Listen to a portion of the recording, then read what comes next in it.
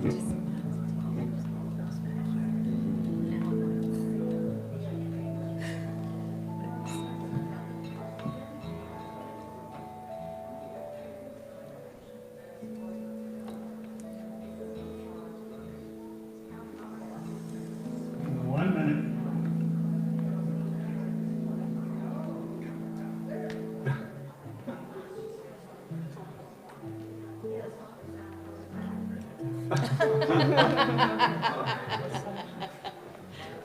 coffee for you, Blair.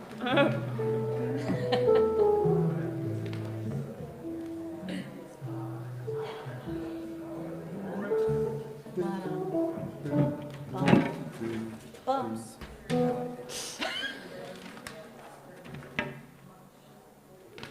Oh, you're killing us. You're killing us.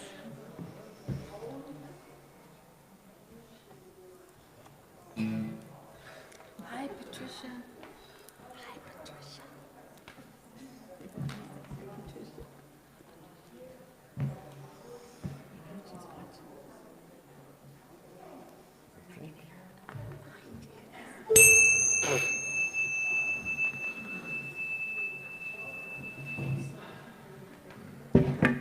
Well, good morning to this first Sunday in June. Summer is coming soon, and it's a beautiful day outside.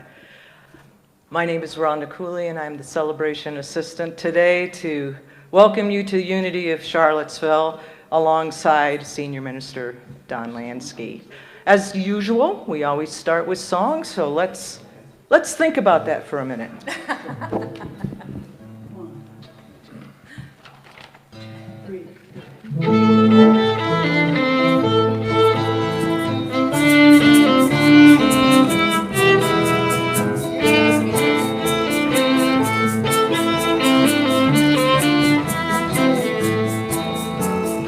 I am the thinker who thinks the thoughts that changes the things that shape my life. I am the thinker who thinks the thoughts I have the power to change my life.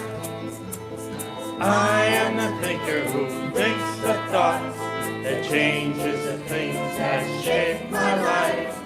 I am the thinker who thinks the thoughts I have the power to change my life.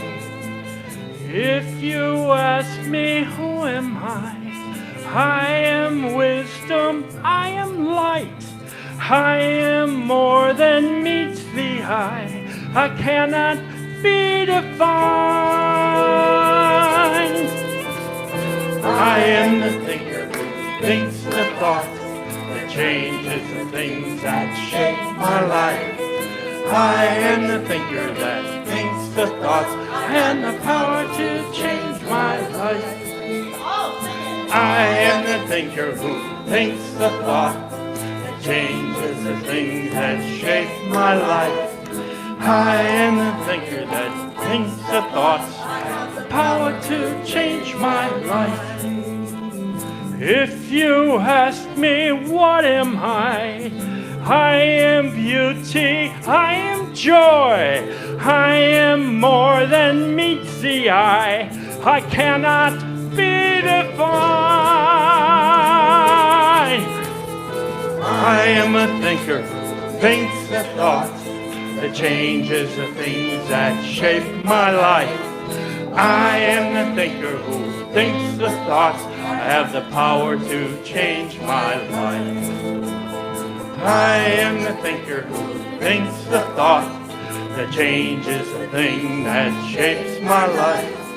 I am the thinker who thinks the thoughts I have the power to change my life.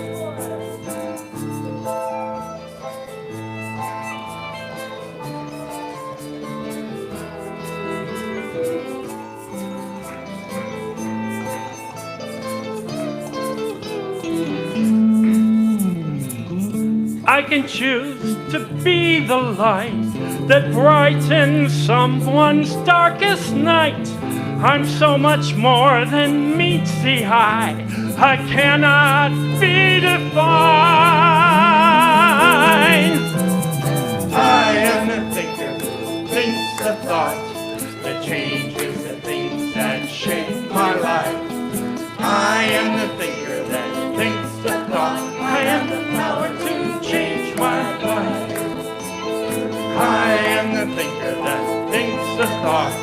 that changes the things that shape my life. I am the thinker who thinks the thoughts. I have the power to change my life. I have the power to change my life. I have the power to change my life.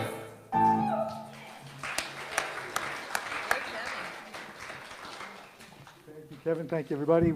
Good morning. Welcome to Unity of Charlottesville. This is a beautiful day. It's the beginning of Pride Month, and also it is a beautiful day. What can I say? It's a beautiful day. So we begin with prayer usually at Unity, so I invite you just to take a moment and let's just close our eyes for a moment and take this day in. That this is the day the Lord has made, that we are standing and sitting on holy ground, made perfect by our presence this morning, that we are here by divine appointment. We come here in spiritual community to remember and to remind each other who we are, to support each other in our dreams, our hopes, our yearnings for a better world, for a better life.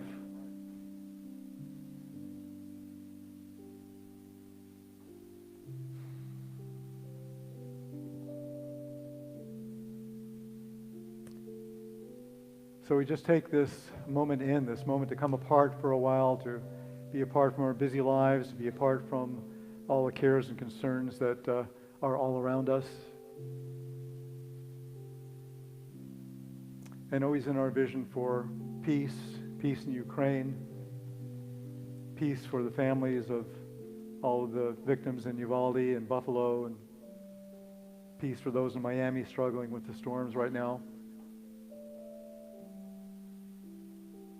Peace in our own lives. This moment to turn within and just to know the wonder and the magnificence of the life that we are given. And so we pray this in the name and after the nature of the indwelling Christ. And so it is. Amen. And let us conclude our prayer with our statement of faith together. There is only one presence and one power in the universe and in my life. God the good, omnipotent. So let's stand now. It's wake up time. Welcome your neighbor. Say hi. Some of you haven't been here for a while. Glad to see you back again.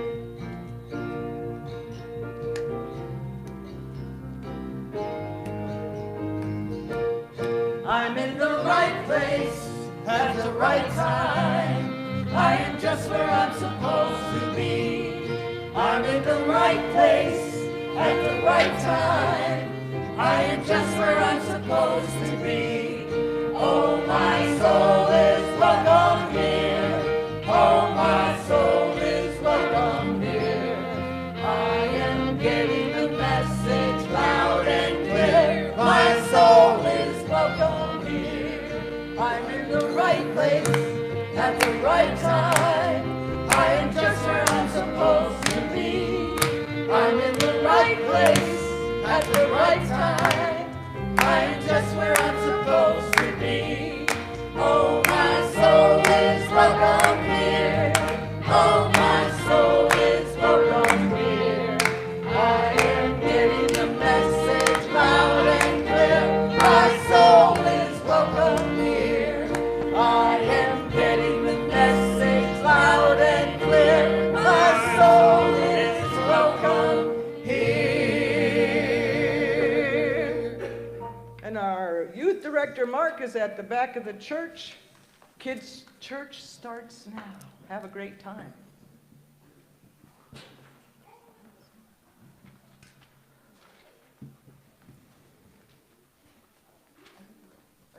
We do have an announcement. If we could have that on the screen there. There we go. We just wanted to let everybody know this is really challenging for us to consider every week, every month, what to do with the masks. We had a board meeting this week, and at the board meeting, the Board of Trustees determined to continue this current mask policy, which is that masks are recommended, encouraged, but are optional. So we hope that everybody respects that, and we would like to hear from you. The board would like to hear from you about your opinions, your feelings, your thoughts about this. We do have these areas on the side for social distancing, and we just want to kind of hear from you about how that goes. It's kind of you can imagine how difficult a decision it is to make all the time. So we're trying to err on the side of safety. We're trying to follow CDC recommendations, which are sometimes confusing. So everybody okay with that? If you're not, please speak to a board member or speak to me about that, okay? So, Now, I don't know if we mentioned it, but there's some people with red dots and green dots. oh yeah. Yeah, So if you have a red dot, that means you do not want to be hugged, correct? And if you have a green dot, that means you want that person to give them $1,000. yeah. So, There you no, go. they can be hugged. So 2 greens can hug, but a green and red. So I think that's a great idea, and it's really helpful, because then you don't have to feel, you already know before you even approach that. Great. Now, before we do our mission statement, Richard D. Marie, it is your birthday today. Hey! Happy birthday. Happy birthday! Anybody else have a birthday in June? A June birthday? Please stand up. June birthdays? Yes? Oh, good. Okay. All right. Boy, lots of Jews. Happy birthday to you. Happy birthday to you. Happy birthday to babies. Happy birthday to you. Yeah. Okay. Let's affirm our mission statement together, shall we? Together. Unity of Unity of Charlottesville Charlottesville empowers everyone to express the unique divinity, making a positive difference in the world. world. Okay, we're going to need your help on this next song. You'll see. All right.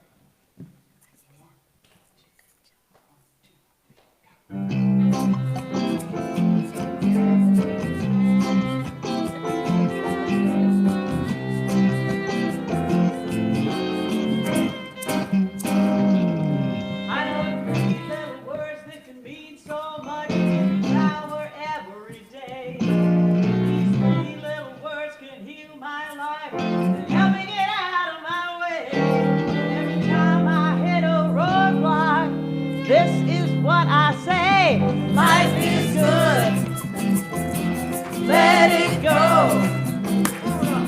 Play full out, yes I can. Tell me more. I am blessed. Be here now. I love you. I know the words that I say will determine the way that my life is gonna be. When I say what I feel, then I make it so real to manifest my destiny. I just think about what I'm saying. That's the magic key. Life is good. I just claim it. Let it go. Peace and surrender. Go for it now. I know I can. Tell me more. I wanna know what you're thinking. I am blessed. I'm truly grateful. Be here now. I'm fully present. I love you. Yes, I do. When I trust my heart to say what's on my mind, the truth will be revealed. It happens every time. Words can heal my soul. Words can help me through. My words determine what I think and feel and do. Life is good. I just claim it. Let it go. Peace and surrender. Play full out. Go for it now. Yes, I know I can. Tell me more. I wanna know what you're thinking. I am blessed. I'm truly grateful. Be here now. I'm fully present. I love you. Life is good.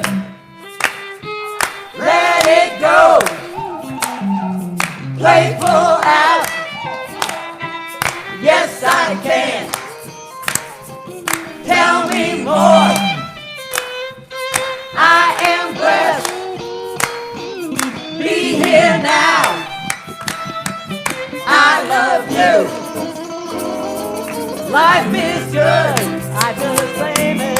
Let it go. Peace and surrender. Playful out. I go for it now. Yes, I I know can. I can. Tell me more. I wanna know what you're thinking. I am blessed. I'm truly grateful. Be here now. I'm fully present. I love you. Yes, I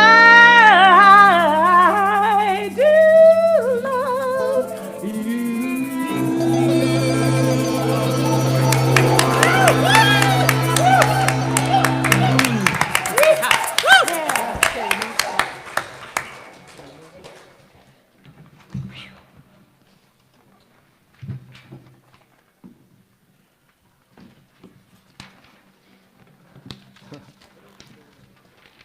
Thank you, Blair and praise singers. Fabulous. And Jim, fabulous. There you go.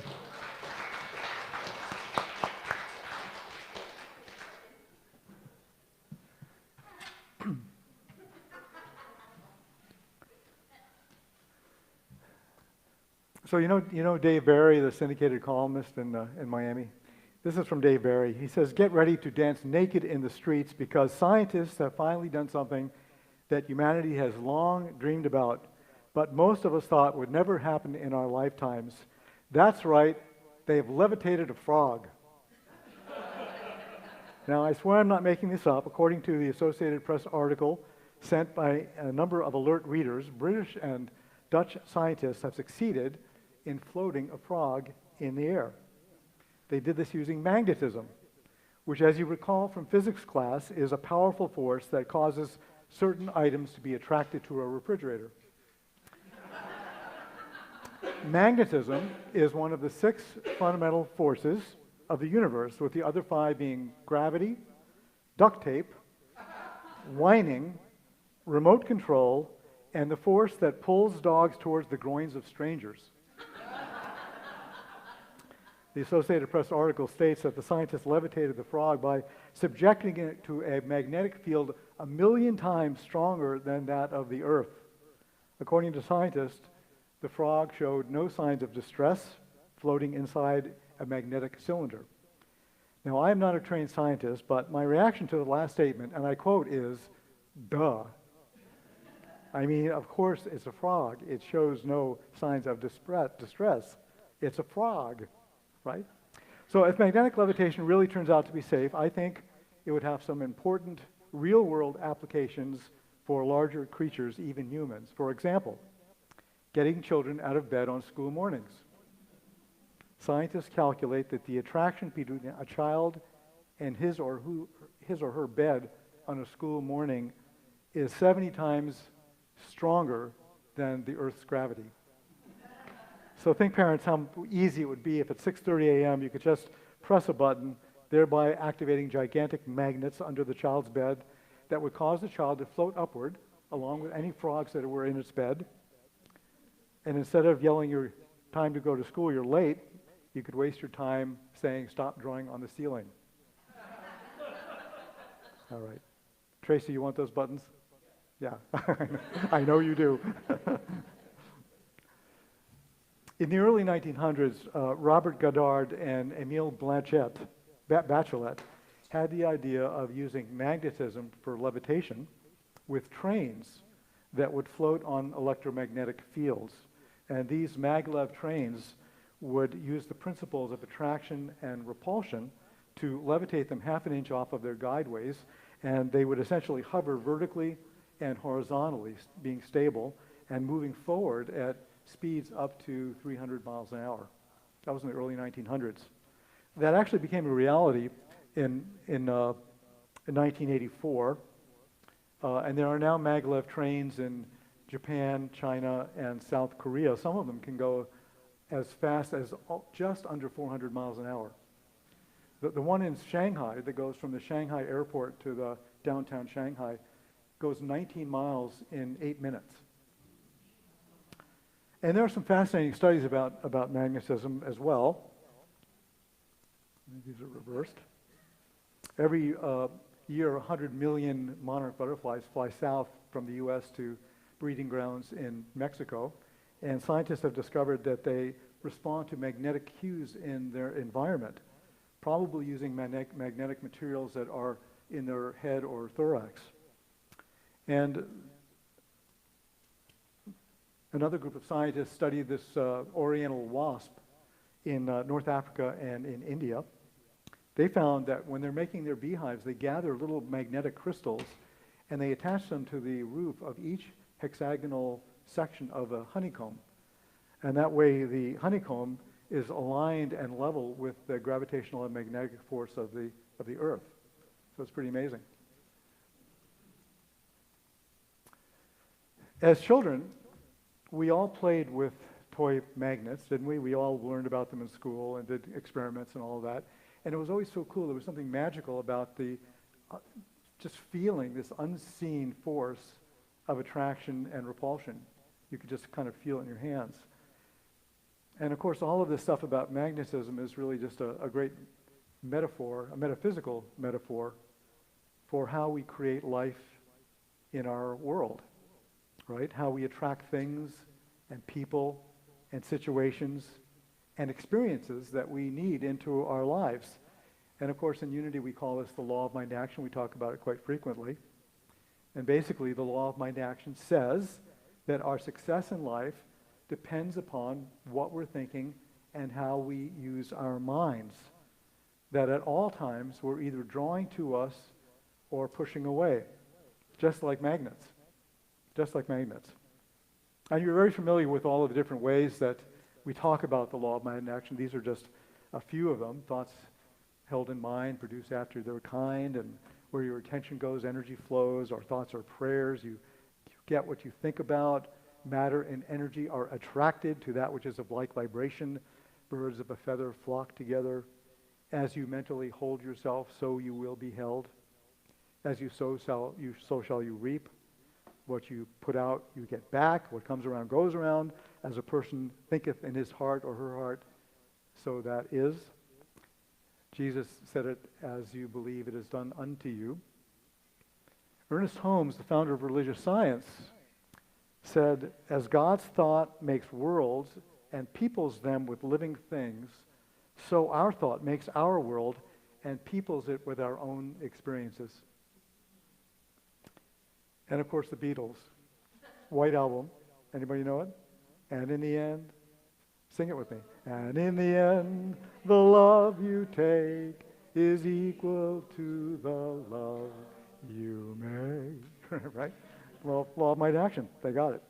So, what is also true about magnetism is that opposites attract. And this is often true in relationships where we have the privilege of working stuff out, right? Patricia and I married a young couple years ago, and one of the ways that the bride described their relationship is that they were like salt and pepper, day and night, black and white. That's kind of a good thing to know when you're about to marry someone, right? To know about each other. But they had this other idea. They had the awareness to know that their relationship, their marriage, wouldn't just be about love. That would also be about compromise and about commitment and about accepting each other for who and what they are to each other. So that was kind of brilliant, I thought. So I want to ask you to try something with me. This is actually something that Ernest Holmes described in his book, The Science of Mind. And it's to illustrate what we call in Unity the law of mind action, what he called the law of attraction. So here's how it goes, this exercise.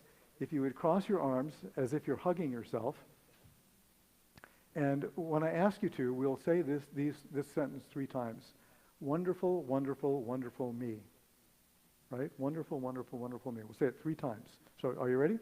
1, 2, 3. Whoa, whoa, whoa, whoa. Wait. I'll count down. 3, 2, 1. Wonderful, wonderful, wonderful me. Wonderful, wonderful, wonderful me. Wonderful, wonderful, wonderful me.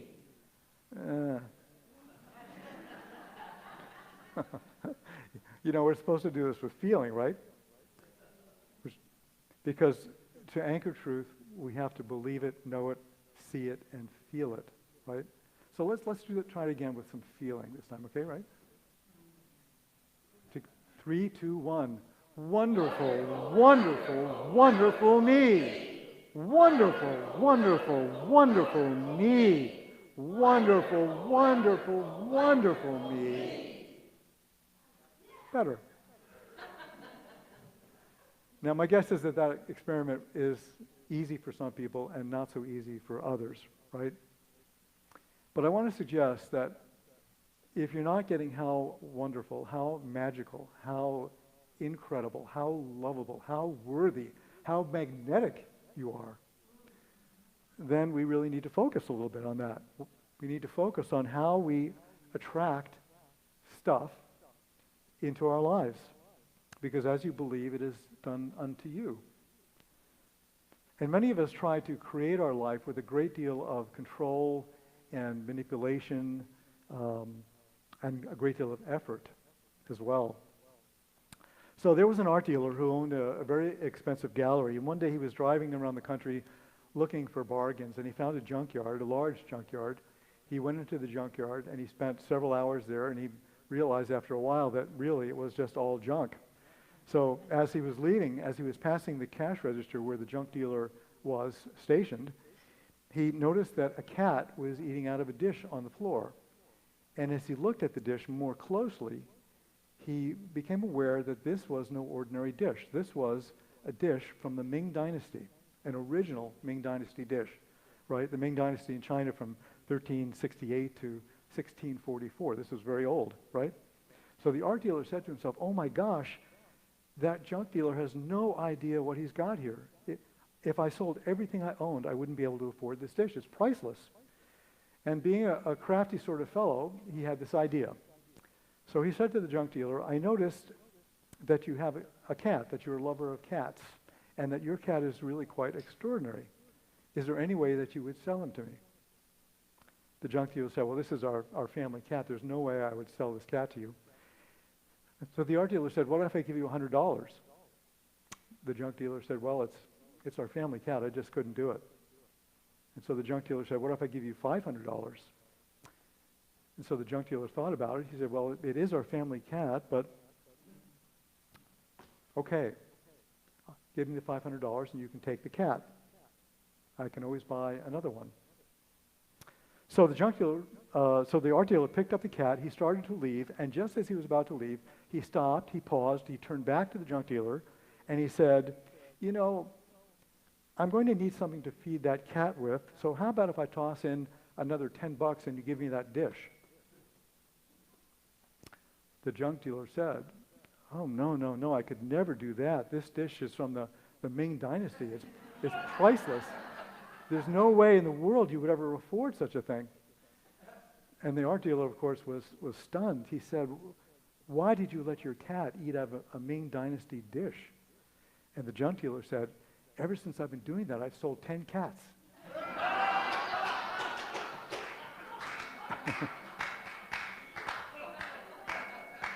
Now, that's a silly story. You know, this is relevant because the art dealer had the kind of thinking where he tried to manipulate the circumstances with his own will, his own control, not in a very honest way, actually. And the result that he ended up with was that he didn't get the dish, and his wallet was $500 lighter, right? So the idea of using the law of attraction and the law of mind action is that it means that we need to actually move into and live into a higher knowing. We have to live into a higher consciousness, that we are created in the image and after the likeness of the divine energy that creates all areas of life, which means that the very nature of God is imbued within us, and that this creative energy, this creative intelligence gives rise to forms which we hold in our minds that are in alignment with spiritual principle. And many of us act in the world as if this is not true, that we act as if things are happening to us all the time, rather than happening from us or happening from within us. And so we give up the power to create without limitation.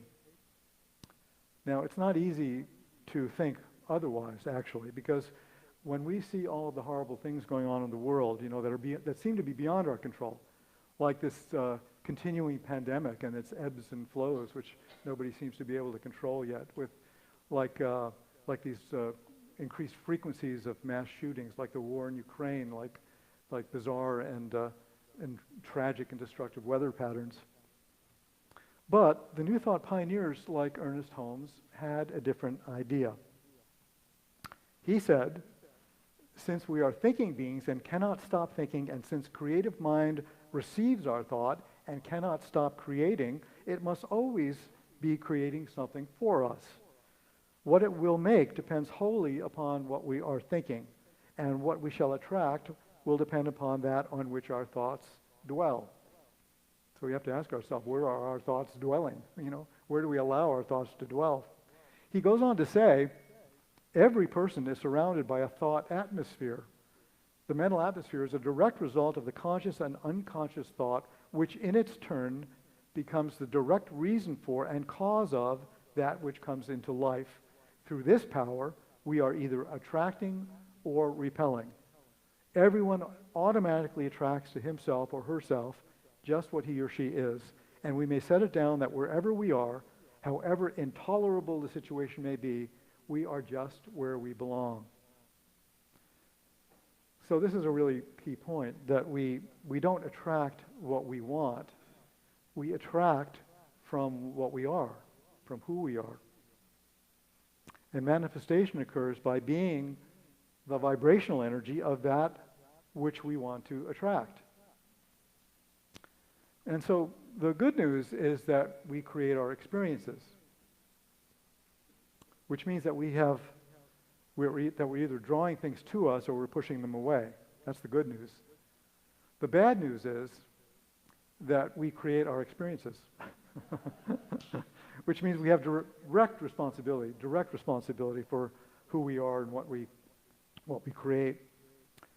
Now, we may not be able to change the weather or stop a deeply wounded person from buying an assault rifle and harming people, but we can try. We can try. With prayers, with thoughts, with our minds, and most importantly, with our actions. So this is one of the things that the Transcendental Meditation movement is doing right now. I'm involved with that, to create peace in Ukraine. They've organized groups of people in Russia and Ukraine and Romania to meditate together throughout the day, all day long. This is the group in Russia. In the last few weeks, over 1,400 people have learned to meditate, and nearly 1,000 more have signed up to learn in the next few weeks. And they're holed up in a place. They're meditating together collectively. This is the group in Ukraine. Over 250 people have learned TM just in the last couple of weeks. And they're also holed up in remote areas, meditating together. So, the idea is, it's hard to believe, really, that this group of Russians who are at a World Peace Assembly, right, have anything other on their minds than peace. Right? Can't believe that. So more good news is that there is no failure in the universe, because there is only one presence, one power, God the good. Right? So we are always exactly where we belong. This is the law of mind action as well. We're always there to learn the lessons that need to be learned and to grow and to evolve. And so we have the power to create what we feel we need at all times, whether it's relationships or business or career or health or material things or spiritual gifts, whatever it is. But we're not always in tune with the comings and goings on of our unconscious minds, or the consequences of past actions, which might be from yesterday or 3 days ago or years ago or many lifetimes ago, as we talked about last week. And sometimes we feel that we're attracting things into our life that we don't want or we don't need, and we don't know why. And that's why if we feel that we're using our prayers or affirmations for a desired purpose and we're not getting results, we need to look at our underlying beliefs. because what we're holding in mind is really what we will attract or repel. And Ernest Holmes said this. He said that unconscious thoughts can neutralize our word of affirmation or prayer as quickly as we speak it. That means we need to be aware of what we're thinking unconsciously. Emmett Fox, who was another great New Thought pioneer, said that if we become aware of our doubts or negativity or self-talk, that underlying what we're trying to visualize or create or imagine or hold in our minds, we must treat the because. Now, when he says the word treat, it means, this was Ernest Holmes' phrase about prayer treatment. So treatment means a method of prayer or an exercise of prayer. So here's what Emmett Fox says. When you find yourself thinking that your prayer cannot be answered for any reason, treat the reason.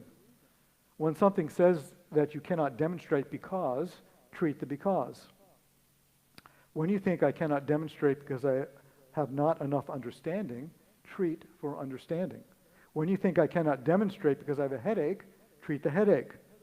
When you think I cannot demonstrate because I'm full of doubts, treat the doubts. When you think I cannot demonstrate because it's now too late, treat the illusion of time. When you think I cannot demonstrate because I'm in this part of the country, treat against space illusion. When you think I cannot demonstrate because of my age, treat your age belief. When you think I cannot demonstrate because someone will hinder me, someone else will hinder me, treat the belief in the power of God, other than God. No matter what the name the because may give itself, it is still your belief in limitation. Be loyal to God and know that God and God alone has the power. Treat the because. That's really interesting, isn't it? Treat the because. Because we can always address fear and doubt head on just by affirming truth. And so, an example, treating for understanding. I don't understand something. I feel like I don't understand. Treating the because would be an affirmation. I am a child of God. I am imbued with the divine qualities of my Creator. I am in tune with my inner guidance. I understand clearly what is mine to do. But the key, of course, is to believe it, see it, know it, feel it, really anchor it in feeling.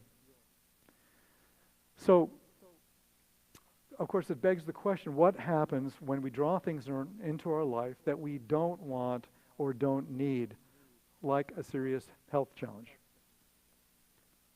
Why and how would we create such an experience? Why would we need such an experience? And this is the area of mystery and faith, right?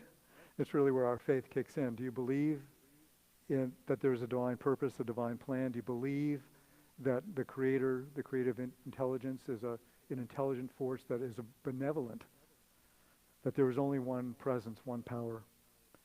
And does an unhappy or difficult situation mean that we can't make choices to grow, to learn, to love, to find blessings?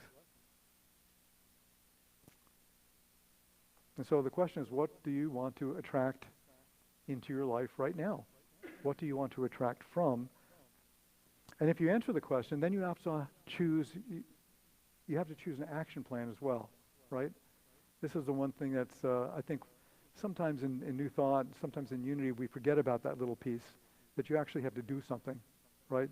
That you hear on the news with these horrible shootings, our thoughts and prayers are with you. I agree, it's not enough. It's not enough, so there has to be some action around it as well. So, for example, if it's a friendship or a relationship that you want in your life, you have to cultivate an attitude of friendship toward everyone and everything. You have to do something. You have to magnetize yourself with the power of love, not because people will irresistibly be drawn to you, which of course they will, but because, as Ernest Holmes says, love is the grandest healing and drawing power on earth, the very reason for our being, the sole impulse of creation. That's why we do it. So I want to share with you a way to put the law of attraction, the law of mind action, into practice. also from Ernest Holmes. He calls this the high invocation. And the high invocation is where you consciously invoke divine mind and implant it with seeds of thought in an affirmation of prayer.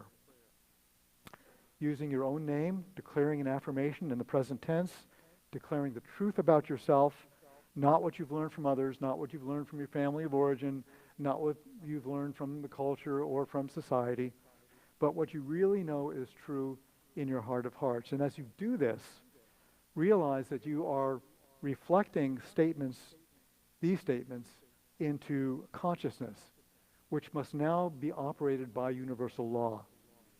And if you meet with resistance or doubt, remember Emmett Fox's words to treat the because. Look deeper, look deeper. Meaning address those fears or doubts by affirming the truth with feeling. Believe it, see it, know it, feel it. And so here's a very specific example from Ernest Holmes. He says, suppose one wishes more activity in his business, more success. Every day he should see his place filled with people, see them looking at it and finding pleasure in the merchandise, see them comparing prices and realizing that he's offering good values, see them delighted with the service that he is giving, seeing them cheerful, beaming, expansive as they enjoy the atmosphere of his place, see the uplift with the spirit of his good, that the spirit of his goodwill gives them. Make a mental picture of it all, because we are dealing with intelligence, and we should recognize the power that we're working with, realize our oneness with it, and then we should ask for, and then we should ask for what we wish and take it. So you get the idea. And I can't help thinking what that would be like if each one of us did that here in our spiritual community, right? Would that keep unity growing and thriving if we had an affirmation kind of like that as a spiritual community? Would we pay off our mortgage? Would we attract new members, new congregants? Would we have the place swarming with children, bringing life to our sanctuary, bringing life to our programs, and bringing life to them to know how wonderful and how valued they are in the world, to hear the message that unity is teaching? So I'm asking you actually to keep holding this vision with our board of trustees and with me. Just keep holding this vision, because we have this powerful, incredible vision. We have this incredible power, not only in our church community, but also in our own lives as well, and in the world, and in the world. So I want to conclude with a poem that I received this week from a dear friend of mine. It's called Because, and it's by Rosemary Traumer. And it goes like this. It says, so I can't save the world. Can't save even myself.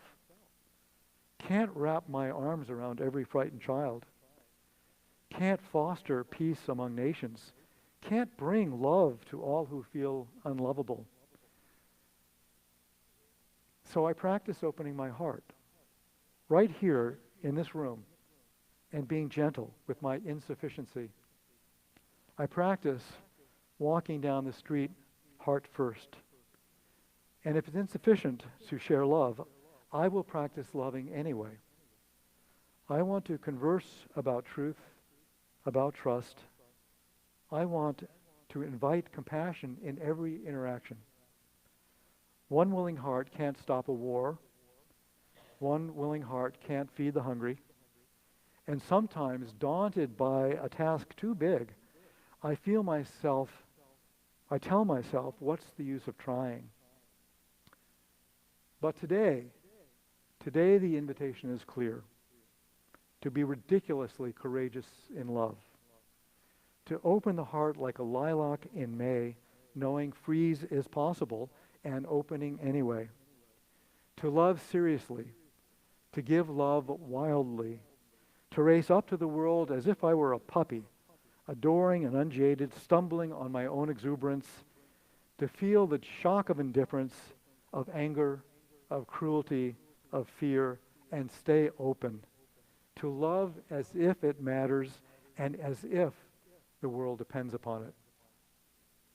She's from Buffalo, and she wrote this after the Buffalo shootings. Let's prepare for meditation.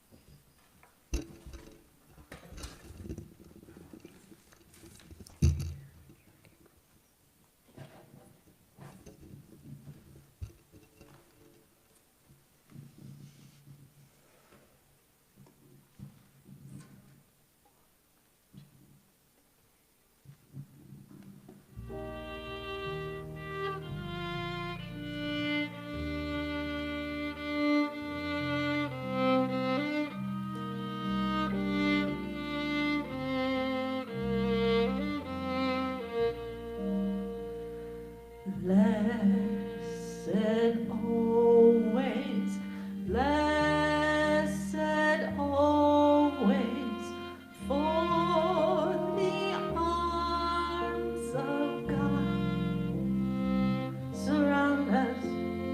Let our joy be so triumphant that we rest in God and say amen.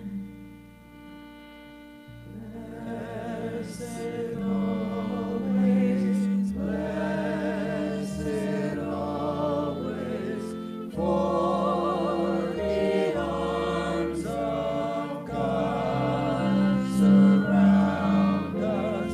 Let our joy be so triumphant that we rest in God and say amen.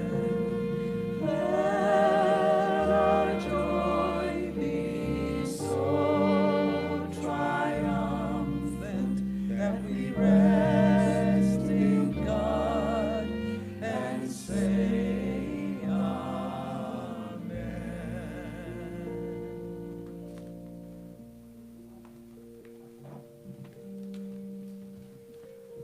So let's take this time to go deeper.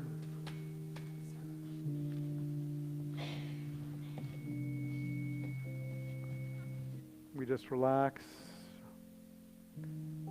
Become aware of any tension we're holding in our body.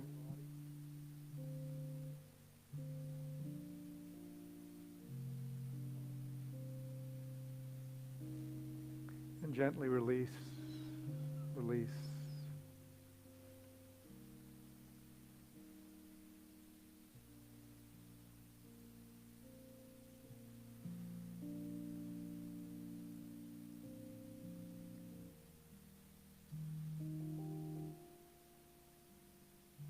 We do these affirmations.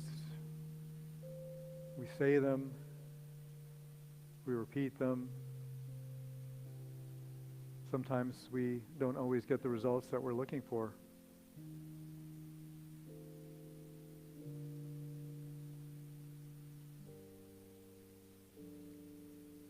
So I invite us this morning just to take a word, an affirmation, something that is meaningful to you. An affirmation of what you would like to be, do, or have. Speaking it to yourself silently in the present tense. And notice what comes up for you. Right? If I say I'm a wondrous child of God, and I hear that little voice within me saying, no, you're not. I want you to notice that. Or maybe the voice is saying, yes, you are. Yes, you are. I'm just inviting you to take a look at what underlies an affirmation that you might create for yourself in this moment. And we'll do this in the silence.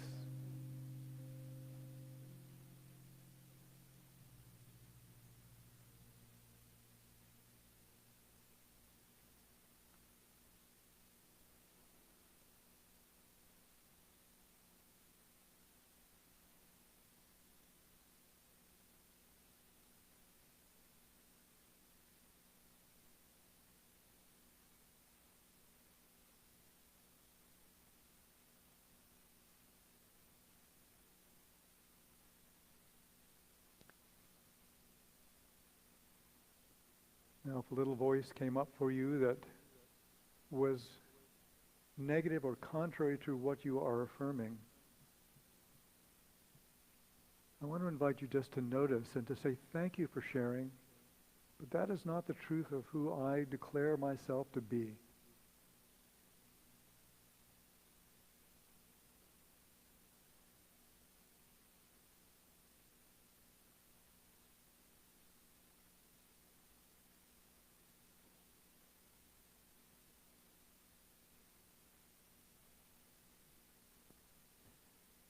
And if your affirmation is totally supportive, I invite you to say yes. Yes.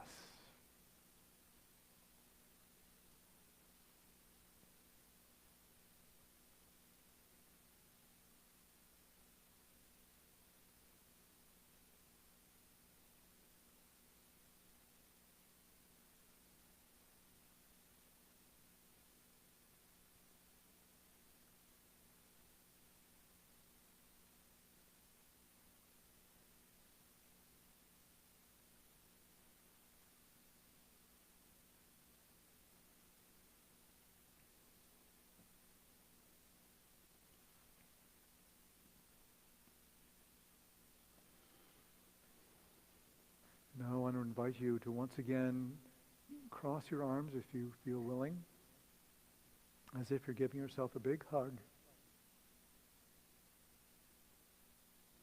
and affirm silently, silently, wonderful, wonderful, wonderful me.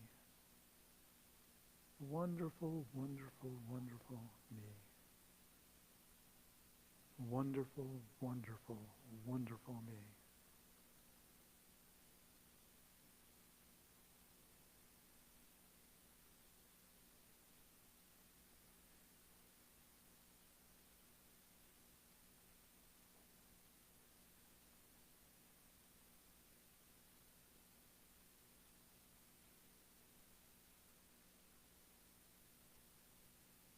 I am a magnet of love.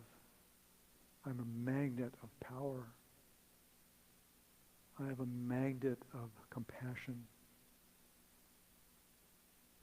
I am a magnet of wisdom and understanding.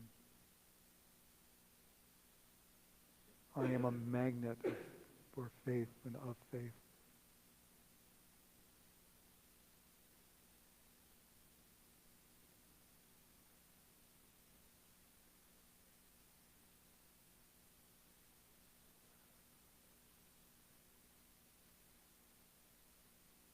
Wonderful, wonderful, wonderful me.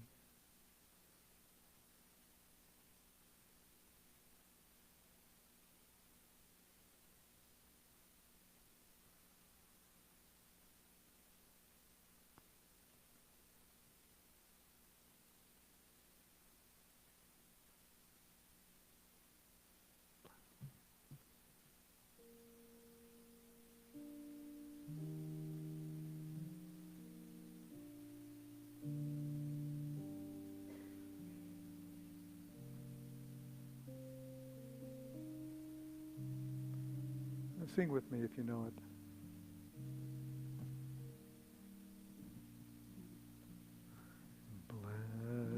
Blessed always, blessed always, for the arms of God surround us. Let our joy be so triumphant that we rest in God and say Amen. Let our joy be so triumphant that we rest in God and say Amen.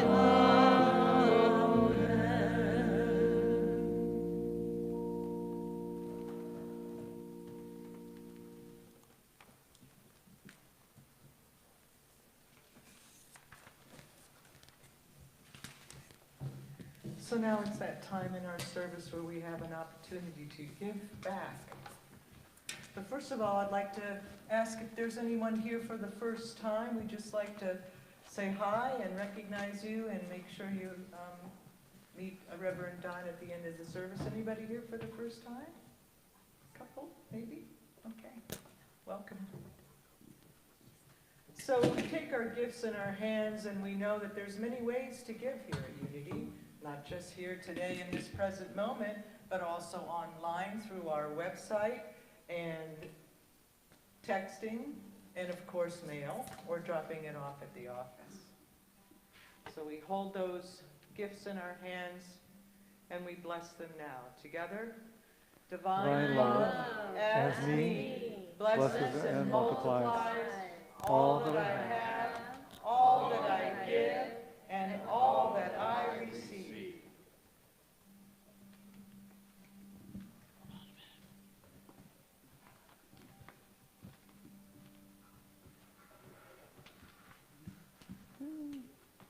One, two, 1, 2, 3, go.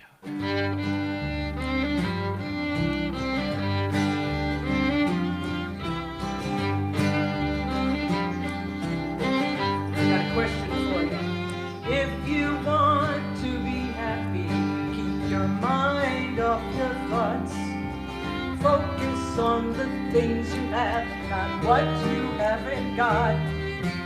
Thoughts will keep you up at night, they'll draw you to the brink. Thoughts will make you crazy, don't believe all that you think. If you want to be happy, if you want to be happy, be careful what you say. Resist the urge to criticize when things don't go your way. Can't make yourself feel better putting other people down. Remember, words can hurt you when they come back around. If you want to be happy,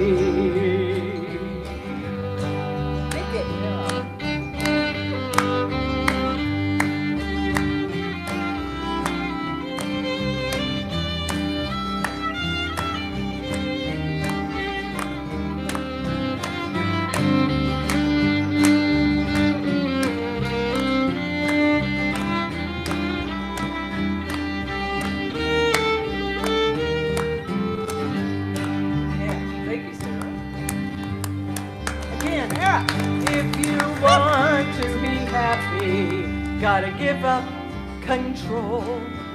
Take your hands off the wheel, let the dice roll. When you give up competition, there can be no power play. Trust the mystery and let the chips fall where they may. If you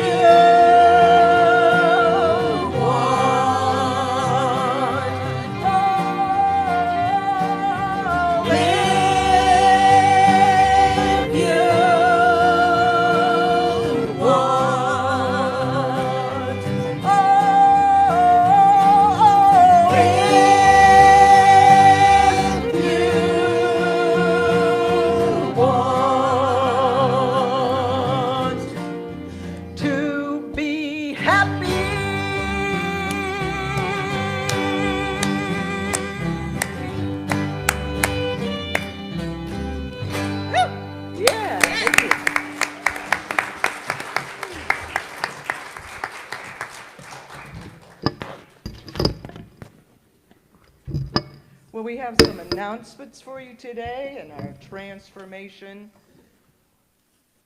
Today, the first of the month, we will begin having fellowship downstairs like we used to have back in the day. And Marge is our hospitality, and who else? Thank you, Marge. But I can't hear you. And Christy Yunkin. And Christy? Yeah, thanks, Okay, I Christy. saw her down there. I couldn't remember exactly who I saw. Anyway, and also, we have a new coffee pot that's just going to be a lot better tasting than what we used to have. So if you're a coffee drinker and you didn't go down there because you never liked the coffee, give it a shot today. Give it a shot. Also, we have our midweek healing service every Wednesday, and it's on Zoom, correct? It is. And it's been going on for a couple of years now, and there are a number of people that attend that, so it's very powerful to get that midweek boost. Jean Griffiths is going to be starting another Kundalini class. And Jean, come on up and talk about that for a minute. Yeah, come on up. Yoga class. Some people told me that we are not flexible, I don't have a muscle strength, so yoga is not relevant to me. But you may want to try Kundalini. It's magic. I benefited from it. We use like your own buttons on your body to reach to your subconsciousness, to reach to your superconsciousness, to make you more magnetic. So if you want to try it, next week, Saturday, we'll see you at the church. Thanks, Shing. Yeah. So it's 11, what time is it? 11 to 12:15, right? 11 to 12:15. It'll be downstairs, and it's for the next 5 Saturdays. So if you want more information, there's more information on our website, and you can also register there as well. And Ginger Collier's study group, book study group, also is next Saturday from 10 to 12 on Zoom. And then on June 26th, Ginger will be here in person to do a seminar from 1 to 3 o'clock on these books by Fran Parker, who was writing about the God's gift to Gaia, and now the latest book is Jesus Joins the Dialogue. So that's on June 26th. And on June 16th, is that 16th? The Women of Unity will have a labyrinth walk starting at 7 p.m. And if you're not on our mailing list, we send 2 emails out a week. One is a written email on MailChimp, and one is a video email from me, usually on Wednesday. So if you're not on our mailing list, you can just call the church office and get on our mailing list. And that will give you all the updates of what's going on at Unity, which turns out to be a lot sometimes. Also, we are still in the process of renaming the Unity Holistic Healing Center, which closed in December. So if you have a suggestion for that, there is a big blue box in the lobby. You can write your suggestion there. And now you can also do it online. There's a link if you go to our website where you can just write your suggestions online, and we'll get them, and the Board of Trustees will review them, and then we'll have a vote on them. So if you want to meet people and feel more connected, become a part of the blessing team, or the welcome team is the people you first see as you come in, and the blessing team are the second tier that are here and that help out before and after the service. Just let Don know if you're interested in working on those teams. And also, of course, we have a pastoral care team that is available for individual prayer or group prayer, hospital visits, anything, any special needs that you have where you need prayer and support. And then, of course, after this service today, back on Zoom, those of you that are on YouTube can switch over to Zoom and have virtual fellowship to get an opportunity to check in with each other. Thanks, Ron. So let's bring our children up and teens.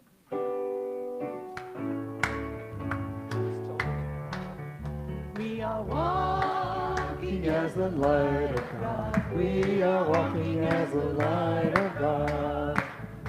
We are walking as the light of God. We are walking as the light of God. We are walking. We are walking. We are walking as the light of God. We are walking. We are walking. We are walking as the light of God. Testing. Hello everyone. I'm Mark Boston, your youth director here at Unity of Charlottesville. And today our topic of discussion was kindness. Does anybody want to tell us about what that means? So, kindness is when you do something nice to someone else and they appreciate it. So, we have this little example, like this guy goes to Starbucks and he's feeling generous and he wants to pay for the car behind him. And so he does. And then that person feels more generous and kind, and she wants to pay for the car behind her. And it goes on and on. And it's just nice to go around giving kindness to other people because it will spread and everybody gets a bit of kindness, which makes everyone happy. Very beautiful. Thank you. Thank you, Mary. Kia, did you have something? Yeah, well, we talked about that, like, there's, like, lots of examples of people not being kind, but then there's examples of people being kind these days, and it's, like, even, like, just stopping what you're doing and thinking about something could just, like, make someone's, like, just make someone's day and realizing what they're going through. And then, like, even donating to someone or like giving something to someone that you don't even know, like, but you know that it will make someone's day out there. Like we in elementary school, we used to do veterans cars where we'd send cars to the U.S. military, and I feel like sometimes like some of them might have been going through something, but it made them feel like, you know, they're cared for and they feel like somebody like really cares. And I think that even if you don't realize who it's going to, even like it just makes someone's day out there. Well said. Well said. Thank you very much. Marley, are you raising your hand? There are all kinds of like energy in this world, all kinds of them, and they all affect our lives in like big ways or small ways, and they all have domino effects. For example, if someone did something kind to you, you would feel happy and have happy feelings, and you'd maybe want to do something nice to someone else. Or like sadness, someone might be upset, and you catch on to those feelings. So it all has to do with like energy and how it affects the world and how it can affect your mind and affect everything around us. Thank you, Marley. Well said. And Parker, put a stamp on it. Today we also made kindness calendars, and we marked down a day or maybe days if we were going to do something kind that day. Nice. Good job. Thank you. All right. So one thing that we would like to do to shine a light on our wonderful youth program here. Well, we are a program in transition. Pandemic kind of did its number on our program, and we are in a reinvigorating, re-energizing phase. And to demonstrate that, we would like to walk each of our young people through the portal of transformation. So, young people, as I say your name, please walk under the portal of transformation and be transformed. Morgan? Parker? Edward? Kia? Marley? Delaney? Journey? Riley? And Garrett? Oh. Wait a minute. Go ahead. Well, wait, before you do that. Yes. We have to do this special because Sarah's graduated from high school and will be going to college. So That is true. Sarah! And if you don't mind. there are two more. Oh. Two more. So one, I have to tell you, if you're not aware of this, Mark has been in the seminary program for the last 2 years, and next week will be ordained as a minister, and he will be Reverend Mark Boston. So that will be a transformation, right? Thank you. Thank you very much. Okay. Thank you very much. All right. We have one more. Delaney? We have one more. We have one more. Janice Gilmore has been accepted into the Unity Urban School Seminary. She will be beginning in August. So we'd like you to come through as well. All right. Okay, we're good. Be ye transformed, all of you, everybody. Thank you, guys. Should we do our children's blessing? Oh, yes, please. Oh, and let us not forget, after church today, we will be having refreshments in the Fillmore House. We have some wonderful ideas on how to revitalize our program. And we just like to share them with you and then also gather your ideas because this is our youth program. Children, Uniteens, wild viewers, teachers and parents, you are loved, special, and important. Amen. Thank you, Mark. So I want to thank everybody today. Rhonda, thank you for helping out. And also Rhonda. Rhonda is responsible for this new coffee maker downstairs, so we thank you for that as well, for that donation. And Blair and Jim and all music folks, Kevin and Janice and John, thank you so much, everybody. And Sarah, thank you so much. Thank you so much, everybody. And Greg and Carol and Maggie up in the sound booth, and we have Barbara Olin and Diane at the blessing team, and Barbara as well, Barbara King. Thank you guys. Thank you, everybody. So let's stand and join in our prayer for protection together. The light of God surrounds us. The love of God enfolds us. The power of God protects us. The presence of God watches over us. Wherever we are, God is. And wherever God is, all is well.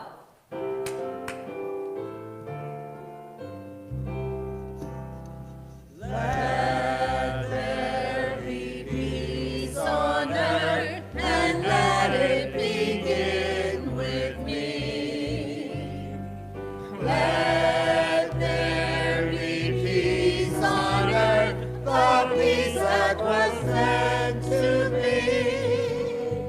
With God as creator, united all are we.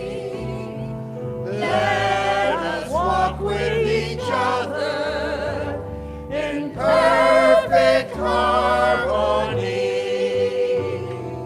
Let peace begin with me. Let this be the moment now.